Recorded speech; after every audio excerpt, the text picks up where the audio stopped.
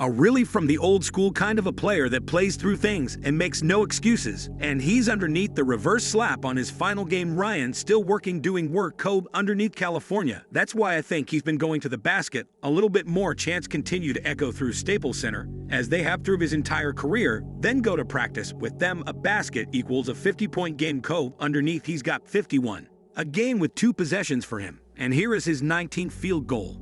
Steve and he are merely the audience, and they are completely and utterly out of their minds right now. They are in a state of madness, and they are being so very joyful. 26 career 50 points in that face. Oh man, he is looking at him trying to get air. I used to tease him a few years back, many years back, for being true about him having a third loan because he never seemed to get tired down the middle. He goes corner of the key, got another one. Code with the ball and the Lakers down 4. Bryant on its way. Even though it's a 1-point game, he's so exhausted that he can hardly get his feet up. However, he continues to reel himself in and puts his wheel on the Emmy, which is incredible. 56 points, are you kidding me? That incredible Kobe Bryant got to be kidding me, and there is just under a minute to play. And it's a 1-point game. Then God, look at it, he's just slugging along, and all of a sudden his rare stuff can find him. And then he runs down the court, he's like, oh wow, still got a minute and something to go. Naturally actually have less than a minute to look at Jack Jackson. Yeah baby, I said 40, but I'll take 56, I might even take 60. Get back for 3. Lakers will get a chance to take the lead, and look who has the ball with half a minute to play. Bryant for the lead. Yes, Kobe Bryant gives the Lakers the lead. I tell you something, this is, people's legendary before this game. This is this place into an absolute another level. All right, with applause. Enchanted, please guide us through it. Mamba, oh my gosh, they have been trying to trap him so that he runs away from it. And then he pulls up and knocks down the opponent. Stu Lakers is leading it by 1. The long deuce has 58 points. And the good news is that the Lakers have a chance at the final shot because the game clock is at 31.6. This means that he can get 6 zeros in the final game of his 20th season, which would be one of the most remarkable farewell performances for any athlete. Additionally, he gets fouled because he has sufficient legs to receive free throws. Therefore, we will witness 2 free throws for a total of 60. With applause. With Kobe Bryant scoring 60 points and the team leading by 3, they mustn't commit any fouls. Randall Bryant, who was in the lead with 7 seconds remaining, was able to take the ball from Hayward. A Carson, what a performance. What an exit for number 24. No, this is going to win it. The Lakers are going to win it. What a performance. The significance of one of the game's greatest stars saying goodbye here. It is you are witnessing one of the greatest performances in the history of this game because of what it symbolizes, the significance of one of its greatest stars saying goodbye. Here it is. It's Bryant. The Utah Jazz will inbound the ball.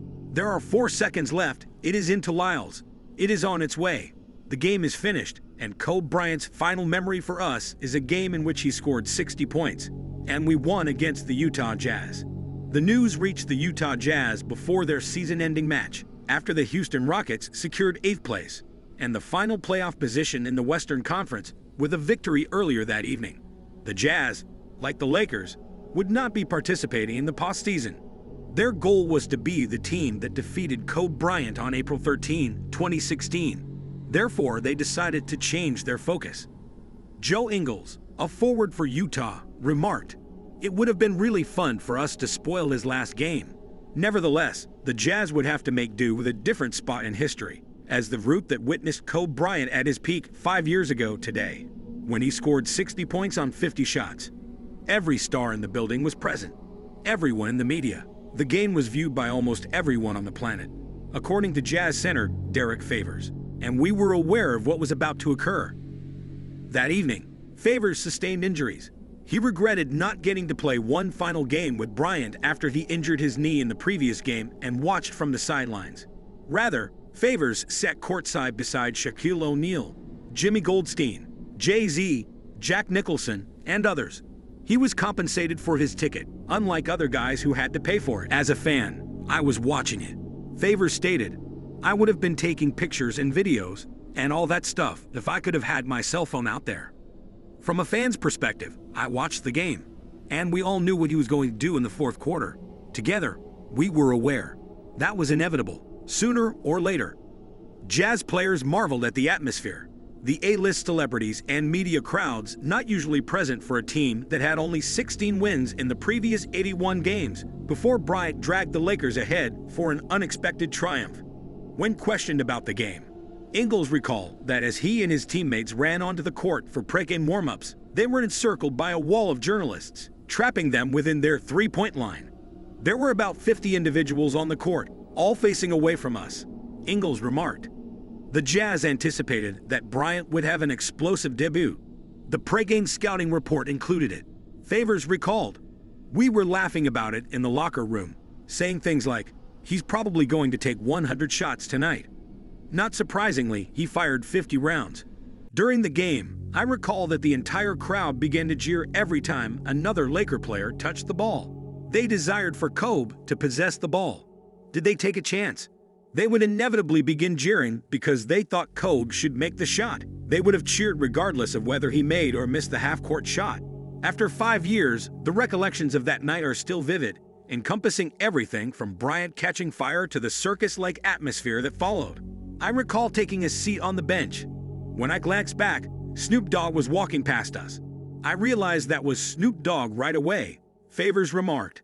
And he did hear me. He then asked, "What's up?" "What's up?" I asked. I extended my hand.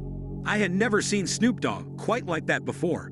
For me, it was a significant occasion, just observing all of the performers, all these individuals you grew up admiring on television. Everyone was present. Along with a pair of limited edition Bryant sneakers bearing the date of the game, Ingles also received a picture of himself defending Bryant that evening.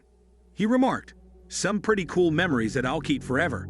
The sight as the Jazz made their way to the visiting locker room after the game was not typical of one where a team's season ends early. It was crazy what the Utah players witnessed and experienced.